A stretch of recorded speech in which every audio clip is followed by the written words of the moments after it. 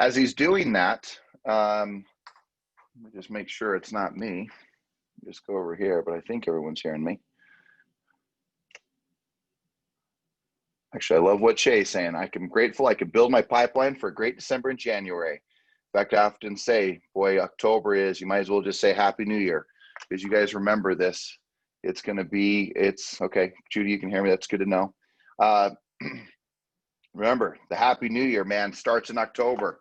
You might as well wish yourself Happy New Year, because everything that we do right now, we're getting paid 90 days later on. I'm going to let Jeremy work that out. If not, he may have to call in. But just a couple of quick things. I was speaking and visiting with you when I was doing the affirmation that said, making sure that you know your job. If some of you are taking notes, and if he jumps in here quickly, we'll do it. And he may even have to just dial in, and we'll do it as a dial in. But just write down these 5 things. 80% of my time should be spent in the following activities. Now, people say, well, where's the other 20%? So let's just talk about the 20% just really quick as Jeremy's getting set. Hey, that extra 20% should, hey, there he's back. Sorry, I had to rip these out for you, so they're on all good, man. Hey, I'm going to rip these out for you guys just really quick. 80% and 20%. 20% administrative, 80%. Number 1, making sure you're doing your lead follow-up and your prospecting. Number 2, making sure that you're presenting both buyers and sellers. 3, making sure that you're negotiating contracts. 4, making sure you're getting price reductions, meaning speaking with your sellers and communicating with your sellers. And number 5, spending 80% of your time also would include working with highly qualified buyers. So basically prospecting, presenting, negotiating, price reductions, and working with highly qualified buyers. 80% of your time spent in those activities.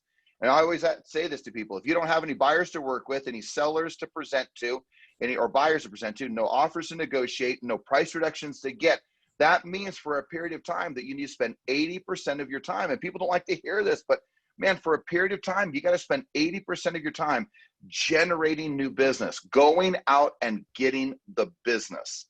So don't underestimate the importance of going out and getting it. So with that, Jeremy, you with us?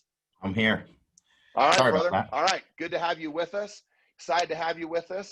Jeremy and I have known each other for several years. Consider him a dear friend. And the most exciting part about this is not only, of course, do we get to interview him, but, I love the fact that Jeremy had at one point decided that he was going to actually go to a different company. Did so, I think actually ended up at 2. And here we are now several months later where you're back in St. George, Utah. And again, you're an agent who is producing at extraordinary levels, nearly $1 million a year, if not more, with other investments that you're doing. I know you're doing lots of other things we can talk about, but right. Just so grateful and excited to have you back and with the Everest family. And you're such a great influencer and such a positive voice. And so thank you for being with us, man. Awesome. Well, thanks for having me. Yeah. All right. Question I always love to ask people, man. Who's Jeremy back to go have such extraordinary success in investments and in selling real estate? Because you've done both extremely well.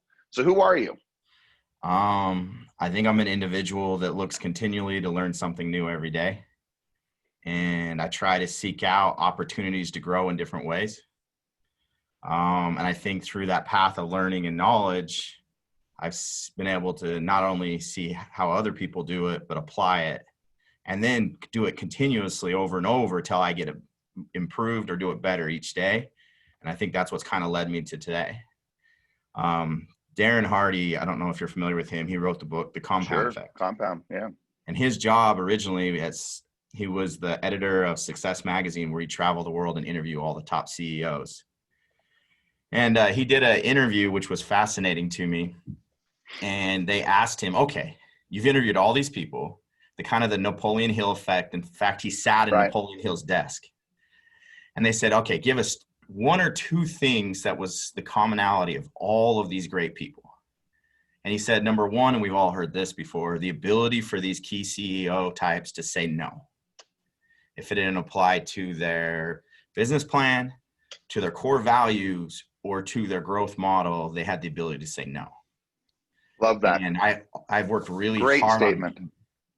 And what's fascinating is when I left Century 21 and went to another place, what I found is I was asked constantly to do things outside of my business plan that were taking me away from my core values and things that were distracting me from what I really wanted to accomplish.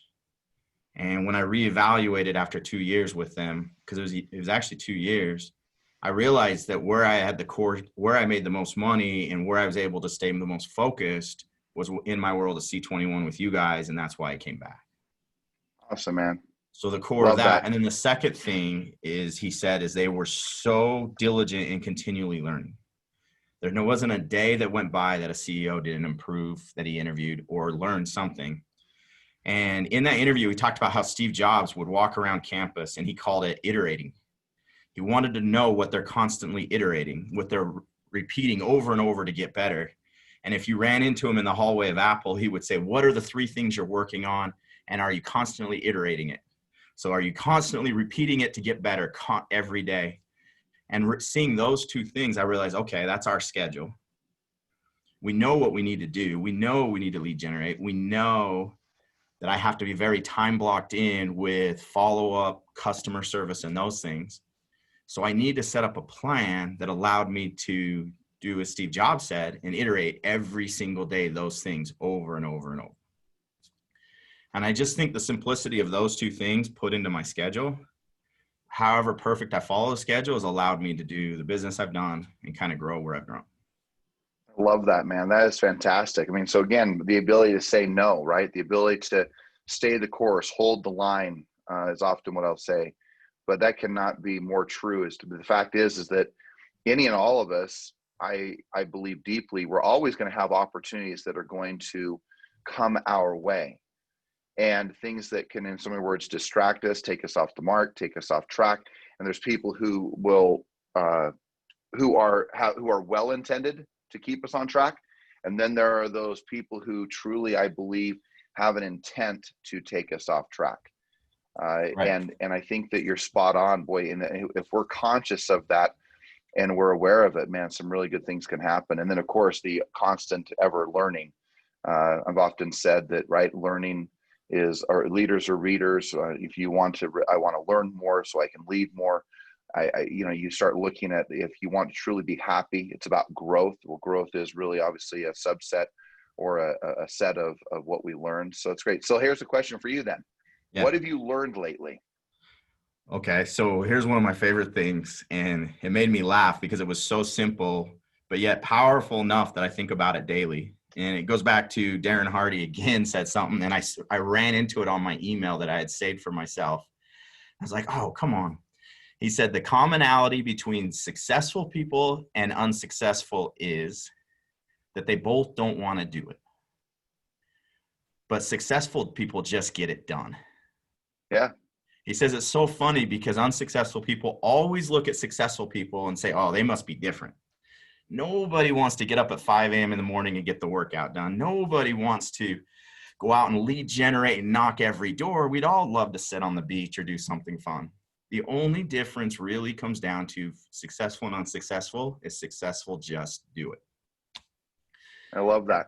And I think about that a lot because throughout our day, you can be super successful in 9 or 10 things, but there's those 2 or 3 things, but we forget about all our success. So we also need to celebrate those wins as we focus on the ones that we're failing on. So it's just coming down to keeping score for ourselves and then improving and knowing that, you know what, nobody else wants to do this either, but I'm going to be successful and just get it done today. You know, it's spot on, man. I mean, you start looking at a statement I made years ago when I really feel like I hit those breakthroughs, right? I watch many agents who have the right mindset, like they have a deep belief in themselves, their confidence is there, their mental toughness is there. Then you start looking and say, okay, well, they've got some skill sets, right? You start looking especially at many of our experienced agents that we meet or that are in the organization, and they have a tremendous amount of skill set. And then you take that third component, which is really that discipline that you're talking about, right? That doing what you're supposed to do. And I remember years ago, I came in and I didn't feel like prospecting. And for some reason, this came to me. I can't speak to as to why. It felt like it was kind of a little bit of divine intervention. It was this: it doesn't matter how I feel. Do your job anyway. And that, whether it be, to your point, the gym, whether it be prospecting, whether it be knocking some doors, learning a script, getting out of our comfort zone, whatever it is. The fact of the matter is that, to your point, and to Darren Hardy's point, and to any great leader, they understand there's more days that they feel like not doing their job than they will ever feel like doing their job. And yet they still do their job. That's the difference, where the greats become great and the not so greats aren't so great. Right. You can even take it to even when you're talking to your spouse and you totally are in a disagreement and you know you're right. You're absolutely right. But yet you say, okay, honey, you're right. And you just do the right thing. And you're, instead of fighting and arguing with it with any of your daily conversations, even though you don't want to do it, if you can either be right or be remove happy, your you ego, don't have right? both. And then you can have the success. Yeah, absolutely. I was saying, you either can be right or you can be happy. Typically, you will not get both. Exactly. That's awesome. All right, so let me ask you this. So in relationship, look, man, you've done so much training, so much studying. You're such a great student of learning and study and understanding. What would you say is some of the most important things that an agent today, with the market that we have? I mean, the market is raging in St. George. It's raging in California. It's raging in Utah. I mean, it's white hot. And yet still, I meet agents and see them, associate with them, have time with them, who are not killing it, who are not doing extraordinary things. So what advice would you have to either someone who's stuck in a funk? What would you say to someone who needs to get going? What would you say to the agent who needs to see more business happening, and maybe they have a few deals happening, but they want to take it to a whole other level? What advice would you give to someone today, new or experienced? Doesn't matter. Well, I think the first thing is in a market like this, if you've only been focused on buyers with no inventory, it's a really hard business. At some point, you're going to have to become a listing agent, or you're going to have to work for a team or someone that has the listings or the inventory that you can sell to. I just think this is a separator, a market separator, if you're just trying to be a buyer's agent, and it's really brutal. When you're competing against 20 offers in every house, that's not fun business. So that's the first thing, is now we got to develop skills or look for opportunities that I can enhance my skills or what I'm doing at a higher level. Okay. Love it. I totally agree with you, by the way. And it doesn't mean, of course, this doesn't mean a buyer's agent, whether it's on a team or individually, and that's their primary focus, doesn't mean they can't make money. It's just brutal, tough. And that doesn't mean that they can't get it done. It just, man, if they could balance that out with a level of inventory, whether they're on the team or using a team's inventory, their own inventory on the team, or their own inventory as an individual agent, man, listings, man, you want to control the buyers, control the listings. Right. And really, it's an opportunity for people to grow their skill level because it's getting tougher and tougher and more competitive. So the more appointments you go on as the market shift again, the better prepared you'll be. So even if you're failing at the appointments, you're going to become great at some point. So you need to continue to go to as many appointments as you can right now, pre-qualified appointments. So for you, to where you got to your skill set, what would you be, aside from the appointments and the attending, because there's so much learning, of course, that goes on when we head out on appointments and get to a particular specific listing appointment. What would you encourage an agent to do? I mean, every morning, essentially, we have role play in the company at 7:15 a.m. I know it's 6:15 a.m. in California, but I know there's a bunch of people who attend even from the California. But besides just the role play, what else would you encourage an agent to do to elevate their skill sets? Record your listing presentation. After you're done, go back, write about what went right, laugh about the things you said. There are so many times I've come out even now and be like, did I just say that? Like, what did I just promise, right? I left the script completely. So before I was a real estate agent, I was in the Air Force. I was an air traffic controller. And language is critical. Like everything we say, the tone we say depends life and death in some cases. I mean, you're dealing with souls on board, planes flying everywhere. And then I was in the area where we trained air traffic controllers in combat control. So if I went with an uptick and not down on my voice, so if I said to an airplane, turn right, heading to direction 250, the pilot would question me. And I'm usually talking to a general or a lieutenant colonel, and they're like, excuse me, Clover, or excuse me. But if I said it with authority and a downstroke, and I came with authority and said, turn right, heading 250, change speed 2, and with a down, they would never question me, even being a brand new air traffic controller. And I think the critical thing is, as agents, especially when we're new, we say things almost with that high peak or that question mark, which gives away our authority to our consumer and doesn't allow us to give our value and what we can actually do for them. And then that's in turn why they say, well, what do you charge? Why do you do this? Well, why are you doing this? Why should I hire you? Is because we gave them the authority and we didn't bring the authority and hold on to it in those meetings. Love that. What a great statement, man. What a great skill set to develop too. You're right. I've always said, you never close with an upswing. Basically, you never tell the plane to turn right or left or go up or down with an upswing. Yeah. Which is meaning you're closing the sale, right? Even as an air traffic controller, you're closing it, and you close with an upswing, you are screwed.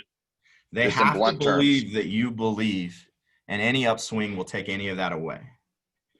The other thing that drives me crazy, and that I think is important right now in this type of market, is us to value our own personal time and get our consumers to value our time as much as we need to value our time. I've never seen so many people open 24/7. And it's funny, when you walk into your presentation, what's the first thing out of your mouth is, oh, thank you so much for having me here, or whatever, instead of something of authority that says, hey, I'm glad I had time in my schedule to meet with you. And I think we lose a lot of our value because coming right in off the bat, we're just so excited to have the appointment. We forgot that we took time in our schedule to bring a service and a solution to the customer's needs. And so we give those things away in our communication from the listing appointment. From opening the door, we give it away. And I've noticed that a lot with a lot of agents, even on the phone when you hear them, is they're like, oh, I am so glad you're talking to me. Like, no, it's because I know I can deliver what you need. You need to make some time for me and I can show you how to do it, right? There's got to be a different mindset when we communicate to our customers and consumers. Love that, man. That in itself is powerful. I hope people are taking away these things, and I'm seeing some chats up there, and boy, what powerful stuff. To your point on just the development of the skill set. So for you, I mean, gosh, you've come from such a vast array of. You've come from obviously the military. You've gotten into the everyday type of selling. You've done some great investing. Let's just take a moment let's just talk about when it comes to investing right now. I mean, you are so brilliant when it comes. I love our time together. Talk to me. What would you be your ABC of investing today in regards to whether it be the market or for an agent? What advice, if I came to you and just said, hey man, I want to invest right now, what would you tell me? I tell you, first of all, one of the biggest mistakes we do is we don't have a plan. We write out an actual business plan for our business, but we never write out an actual investment plan and how that investment plan will apply to. Is it going to be for retirement? Is it going to be to replace something? How is that investment, or what is my goal, right? So we need to start with, man, I'm writing that one down. That's so powerful. So when we start with the end in mind, like my whole plan between what I'm investing in short-term, long-term, between apartment flips or what I keep, is based on creating a position that at any day I could walk away from day-to-day real estate sales and my income's still the same. And that gives you true power, because that means I'm working and the money's working for me, and I'm not necessarily working for the money at that point. And so that's the first thing is what is my goal? What is my plan? Because you can always buy long-term rentals in any market successfully, because it's a long-term hold. And I think the biggest issue too is we don't save enough on our checks to buy long-term rentals every year. We got to buy long-term rentals at some point to have that somebody else pay that off to create opportunities for us. We're in the business. It's the best investment. From a long-term standpoint, I've echoed for years is that to not be buying at least one property per year should be absolutely unacceptable. Right. I mean, that's the minimum of one property per year. I don't care if it's a one-bedroom condo to, a duplex, fourplex, or, you name it, but one piece of property, commercial, whatever it is, one piece of property per year on average and see what can happen. Man, you do that for a decade, you will set yourself up for the rest of your life. Yeah, I agree. And it allows you to, with the 1031 exchange, to maneuver through the taxes to create bigger and better and continue to hold. And so Right. it's something that every agent should be participating in. 1, 2, set up the standard. This much from every check goes there. Get pre-qualified. Be continually watching. Usually it's an off-market product I like to buy, and then I'll refinance it to see how much cash can come back because I created the 20% equity, right? And then I save up, move on to the next, and then just have people pay them off. You can do it any way you want. But a long-term property yearly is critical. 10, 15 years down the road, you'll be so happy you did it. I have clients right now that own 25 homes paid off. Every year I sell for them 3 or 4 and then 1031 into 3 or 4. So they buy brand new, and then in 8 years, they turn them over to brand new again because they're not handling any of the maintenance. It's a great plan. They have them all paid off, and it turns into 6 to 8 deals every year for me. Love that. That is great. That is great. All right, let's switch gears. Let's take the next 6 or 7 minutes because that's all we've got left. So I love it. We've talked about mindset. We've talked about skill sets. We've talked about discipline. We've talked about doing what you're supposed to do despite how you feel. We've talked about some of the investing side. One of the things I've also been always so impressed in about you is in regards to technology. Today, in today's marketplace, give us your 2 cents on technology and just what's going on.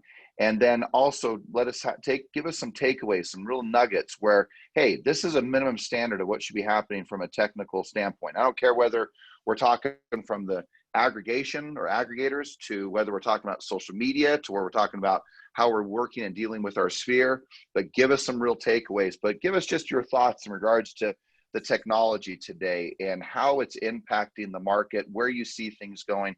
I know you're so well versed. It's something you study. I'm always love our conversations regarding it. Right. So this might surprise you. With the things that are changing in technology, with the announcement Zillow has made, with the way we're seeing the movement is going, I think technology is taking away some of our value and actually creating a gap where agents are using it as a crutch. Like, oh, I need to send this blog out, or I need to do this social media tweet, or I need to go out and put this Google campaign out there instead of just picking up the phone and making the call. I think technology is actually going to separate us as brokerages and agents significantly in the next 5 years. And what I mean by it is you're either going to work for tech or you're going to work for customers and your database. You're going to communicate to your database, and you're going to be so valuable that your database will just pick up the phone and still call you. It doesn't mean they won't go on Zillow, but they're going to call you instead of any of those agents or Zillow now that they're going to be a brokerage. With Zillow getting the IDX, there isn't a huge significant value or difference I can create on the technology side for my customer service for my customers. That customer service has to come through my staff, my communication, and what I deliver to them quarterly, monthly, or based on if they're an active client, weekly to them. That's what will separate me from everything. In fact, one of our big disagreements in technology, and I was frustrated because I saw KW building this command, and I'm like, that's the future. I went over there, and what I realized, it was taking us away from what I was making my money on, and it was taking me away from my database. It also was putting the control in somebody else's hands. When that didn't work that day, what do? Go home, because that's what I knew. And I hadn't picked up a phone forever, right? I had to get back to the basics. And I think what's going to happen is we have like the golden ruler, which I use everybody should use that for their listing clients. Absolutely fabulous product, right? Our listings are getting on all of the places, on all of the websites. So that's the critical thing to communicate to our clients. But it's about the service, the little things you provide, about the communication and the trust you build that will keep you, that technology will never knock you out. So my big thing right now is build your database to rock star billboard people that are going to say, hey, use Jeremy. They're going to go across a room and say, use Jeremy. He is always taking care of me when they hear someone saying they need real estate. Right. And it's been fascinating because we're seeing all of these changes. And I think the best thing for us to do is to continually to work our database, be hyper local, and be a great resource to our database, to the consumers in the area. And we'll still see that no matter what technology does, we will have business. Well, to your point, right, is that you're starting to see to where the technology is trying to supersede the connection to the potential client. Right. But the fact of the matter is, it's where you're even seeing, even to where I love what Justin Udy several months ago said. He goes, look, he goes, my team now does open houses. And he said, I never used to do them. And he goes, the reason is because I'm superseding the connection between the technology, let's just say the Zillows of the world, and the consumer. And he goes, I want to get in the middle of that. And I've always appreciated the fact that, and I've said this for years, I've said it from stages, and that is that technology simply does one thing in its reality. It creates a hopeful efficiency to doing the one thing you still have to do, talk to people. Yeah, and absolutely. And what seems to be evident, and I think even Gary Keller and others have spoken to this, is that the marketplace has screamed out loud by their voice and by their actions that they want a real estate agent involved. And if that's the case, then the reality is that sometimes we get so consumed with a piece of technology, but what we should be so consumed with is how many people did we talk to today? That fundamentally has still not changed. And that's the amazing part of our industry, which I cannot believe, with all the changes, all the disruption, all of the people who have thought they had figured out, it has not changed the reality check that a client or potential client, a potential buyer or seller, wants to hear from you. Boy, I hope we're hearing that. Yeah, it makes a big difference. And I'll tell you, us building trust, it's pretty tough for technology to build trust. So Right. That's our huge advantage, is what we provide and the trust we can bring to people. That's what will always keep you in business. If people trust you, you'll make money because they pay you for the value you bring. And that's it. Yeah. Well, you're spot on, dude. I mean, you start looking at that and you start recognizing just a handful of things that you see out there. And the fact is, I mean, I think back even when technology was just kind of coming about, I remember back in the day where people would still find their home, drive by their home, know everything about their home, and then they would still call me. And today, you know that you've had experiences where they know everything about the home they want to buy. They know the offer that they want to put in. They know what it's all about, and they still call you because, to your point, of the trust and the leadership that you bring to the table. I love it. All right, brother. Okay, so in the next 60 seconds, kind of give us your final, hey, man, this is what I want you to know. What would you tell an agent today? What do you want to leave us with? Well, I'll tell you this, cash and investors and small builders are more important than ever in the state of Utah. And I think there's a huge opportunity for real estate agents to bring value to those builders.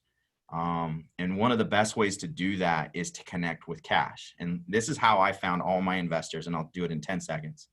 Is the first thing I did is I went to my title company and looked up where all of their trust deeds were for the small builders and who was loaning them the money. And then I'd call the money and ask them what their parameters are and work on figuring out how to use that to give to other builders. The second thing is I went to 1031 exchanges and gave them packages saying, please provide these to your clients to have the money there. I will go out and find anything. But those are the people with money. And the more you can build relationship with that money, the better the business is going to be over the next 2 to 3 years, because small builders and investors are going to be critical, and everybody needs to have a pillar with a little bit of that in it. Love that. Great advice. Great advice. Dude, thank you so much. Jeremy, I'm serious. No I problem. appreciate your friendship. I appreciate your care, your concern, your open nature to simply teach, to educate, to help, to assist, lead people to a better life in real estate. So thank you for what you're doing, man. Thank you for being in the company. Thank you for your friendship, and excited that we had some time to spend together. Well, thank you. I appreciate that. All right, brother. Okay, I'll see you tomorrow, by the way. I'm going to be down there. Oh, nice. So we're doing our summit live. If you guys aren't on it, just remember, summit tomorrow, live virtual summit. Excited about it. It's going to be an amazing event, and we're going to be doing that live from St. George. Okay. All right, guys. Anything else?